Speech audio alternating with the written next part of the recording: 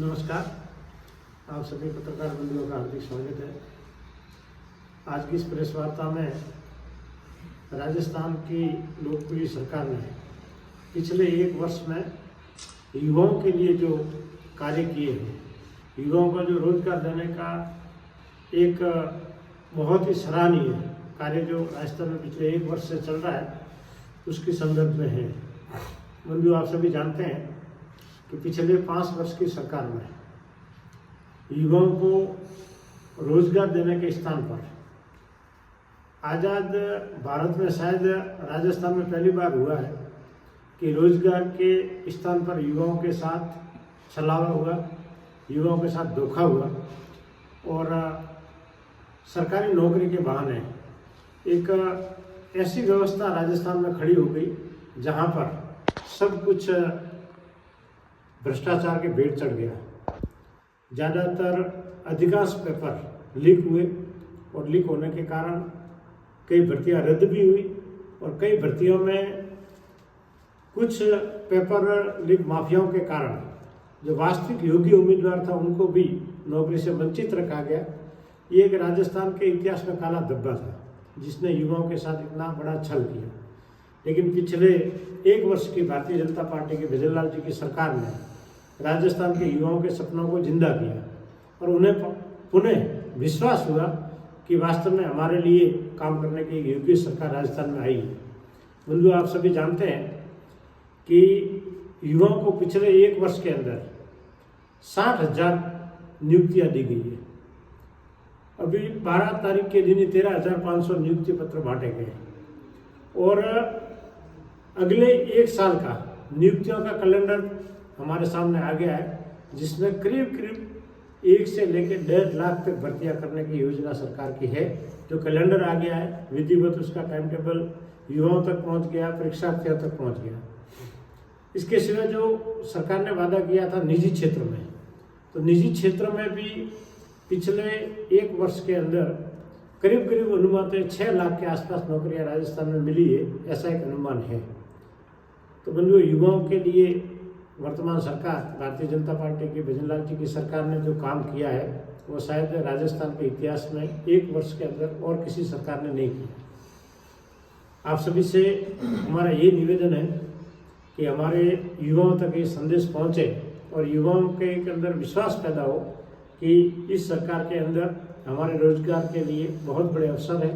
हम उसकी पूर्ण तैयारी करें और पूरी तैयारी के साथ आने वाली परीक्षाओं में ज़्यादा से ज़्यादा सम्मिलित होकर आपकी योग्यता के अनुसार रोजगार प्राप्त करें। इसी निमित्त आज आप सभी को हमने निमंत्रित किया था। आप सभी का बहुत बहुत धन्यवाद। सर, सांचौर जिले को लेकर एक सवाल है। भाजपा सरकार के द्वारा 1.5 साल से व्यवस्थित रूप से चल रहे सांचौर जिले को समाप्त कर दिया है। आप क्या मानते हैं कि सरकार का ऐसा निर्णय था?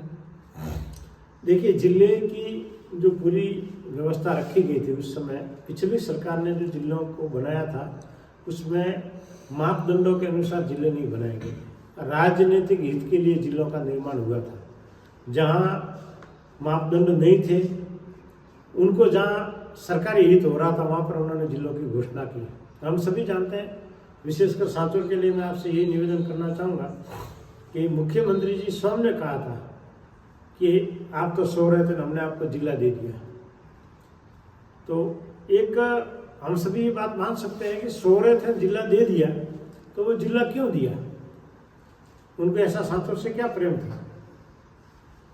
स्पष्ट रूप से सभी को पता था कि उनके बेटों को यहाँ चुनाव लड़ाना था और उसको जिताने के लिए मुख्यमंत्री जी ने ये पूरा का पूरा एक लॉलीपॉप सांचौर को दिया था जो कहीं से भी नहीं था। और इसमें दूसरी बात है, फिर भी हमारी सरकार ने उदार मन रखते हुए इस जिले को रखने के लिए जितने भी प्रयास हो सकते किए। उसमें यह था कि रानीवाड़ा और भिनवाल विधानसभा क्षेत्र के रानीवाड़ा पंचायत समिति और बागुड़ा पंचायत समिति को इस जिले में सम्मिलित करने का प्रस्ताव था। लेकिन वहां के लोगों के साथ साथ कांग्रेस के जनप्रतिनिधियों ने खुलेआम विरोध किया। जब कांग्रेस की सरकार थी तो रिकॉर्ड धरने हुए, महीने, सवा महीने, 1.5 महीने के धरने वहां पे हुए और वहां के जनप्रतिनिधि नहीं चाहते थे। मुझे तो ये कहते हुए एक हास्य लग रहा है, एक अचरज हो रहा है कि कांग्रेस के मुख्यमंत्री जिला बना रहे हैं और कांग्रेस के ही विधायक उस जिले का विरोध कर रहे हैं। ये शायद दुनिया में बहुत कम जगह देखने मिलता होगा। और उसकी क्या स्थिति आप सभी देख रहे हैं। अभी वर्तमान में सब खुला हो गया है। रतन जी, देवासी, सुखराम जी, इनके खूब सारे बयान आए हैं आप सभी के सामने, मीडिया के सामने, जनता के सामने। तो ये पूरा का पूरा जो एक जिले को बनाना लोभ के कारण, नहीं रखना लड़ाई के कारण, इसमें भारतीय जनता पार्टी की तरफ से कहीं भी ऐसा नहीं है कि वो जिला समाप्त करना चाहती थी। भारतीय जनता पार्टी के सभी जनप्रतिनिधियों ने और सरकार के सभी, हमारी जहाँ भी चर्चा हुई, सभी ने ये बोला कि मापदंड में अगर आ जाता तो हम करेंगे। तो आपके सामने रानीवाड़ा और बागोड़ा नहीं रहेंगे तो केवल सांचौर विधानसभा का जिला बनाना संभव किसी सरकार के नहीं। भारतीय जनता पार्टी ने कोई सरकार ऐसा नहीं कर सकती। एक विधानसभा का एक जिला देना लगभग असंभव है।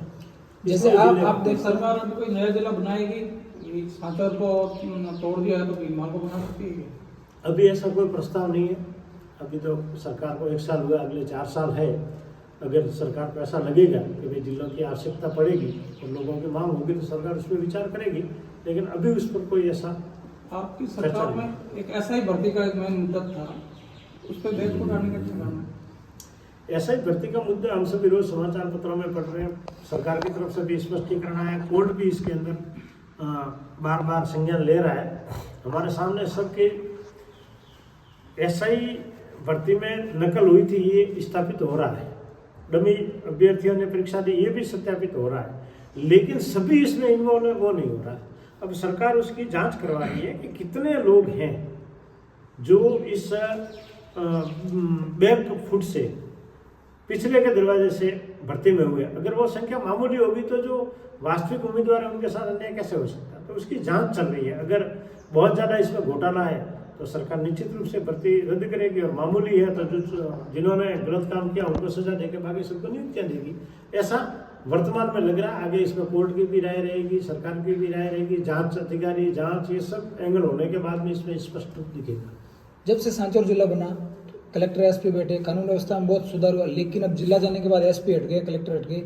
तो क्या आप ऐसे सांचौर के निवासी होने के नाते यहाँ की भौगोलिक स्थिति जानते हैं, तो क्या आप किसी को लेकर पैरवी करेंगे या एसपी या आईडीएम या कुछ जैसे? बहुत अच्छा प्रश्न आपने किया है। सांचौर जिला हटने के बाद हमारी वार्ता हुई है, उसमें हमें ये बताया गया है और हमसे पूरी राय मांगी गई है, हमने राय दे भी दी है कि इसके अंदर आपके सांचौर के अंदर जहाँ भी आपको आवश्यकता लगे सरकार को क्या करना चाहिए, हमें आप सुझाव दीजिए।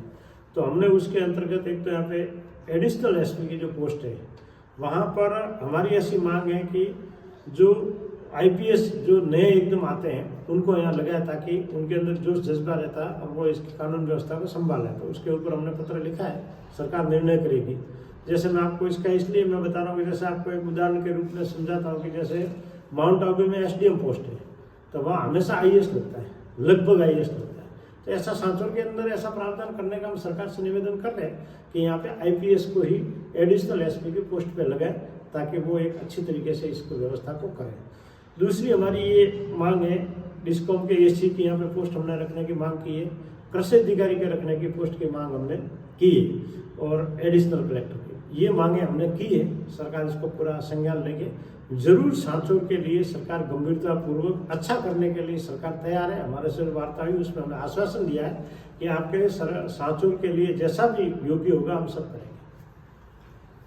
पुलिस अधीक्षक के बजाय प्रोफेसर आईपीएस की आप बात कर रहे हैं, प्रोफेशनल आईपीएस इतनी में उनके पावर तो इतने होंगे नहीं, तो कैसे काम कर रहे हैं? ऐसा है, ये जो सरकारी व्यवस्था है इसके अंदर विशेष व्यवस्था के अंदर सरकार सब प्रावधान करती है, हर जगह करती है। तो वो सब आवश्यकता होगी वहाँ पे सरकार प्रावधान भी करेगी, और हो सकता है कि भाई आईपीएस नहीं लगा के, लेकिन हमारा ये प्रयास रहेगा कि एडिशनल एसपी यहाँ पे एक्टिव कोई लगे, इस तरीके के अधिकारी लगे जो काम करे। एक बात और मैं आपसे निवेदन करना चाहता हूँ, कोई पोस्ट सुधार नहीं कर सकती है, उस पर काम करने वाला व्यक्ति कैसा, अधिकारी कैसा, उसके ऊपर सब निर्णय होते हैं। कई जगह हमने देखा है जहाँ पे कलेक्टर और एसपी बैठे, वहाँ पे व्यवस्था अच्छी नहीं है, लेकिन कई जगह एसडीएम और डिप्टी बढ़िया करते हैं, तो वो एक अधिकारी का रहता है। तो हम ये हमेशा प्रयास रखेंगे कि कुछ ऐसे अच्छे कर्मठ अधिकारी सांचौर में रहे, ताकि सांचौर के अंदर जो भी आवश्यकताएं हैं कानून व्यवस्था के संदर्भ में या विकास के संदर्भ में पूरी हो सके। इसमें हम पूरा प्रयास करेंगे।